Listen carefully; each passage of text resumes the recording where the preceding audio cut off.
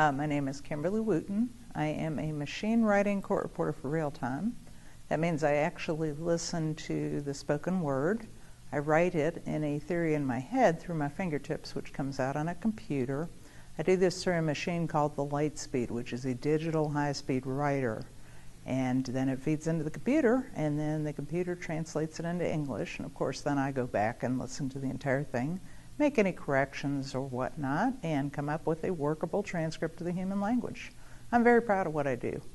I serve in West Virginia currently. I'm also notarized and have taken cases in Kentucky. And I'm also notarized and take cases in North Carolina if need would be. So what is it, how did you get into being a court reporter? What kind of drew you to this field? I came to court reporting late in life, entirely accidentally. I had my deposition taken. I had no idea what a court reporter was, but I had been an English major in college. I absolutely loved the spoken language. I was a big writer and a voracious reader all through growing up and through high school and college, but I never quite knew what I wanted to grow up to do. And after I had my deposition taken, I wound up talking a great deal with the court reporter, and it planted a seed in my mind that came to fruition. Several years later, I went back and decided to go to court reporting school. It completely changed my life.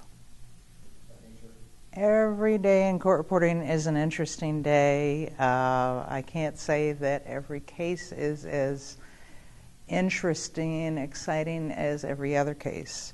I will say that certain cases will stand out in my mind somewhat, especially if it involves serious injury or potential loss of life. I tend to have those stand out in my mind a little bit. Even more so, people will say, oh, what about the dollar figures? Yes, we hear about money being lost, but human life or human suffering in any way always tends to stand out to me a little bit more, tends to give me a little bit of pause. I tend to let things go in me and go out of me again and not hold them in. Keeps me from getting burned out. I would say to an aspiring court reporter that it is a very interesting set of circumstances will lead you to this.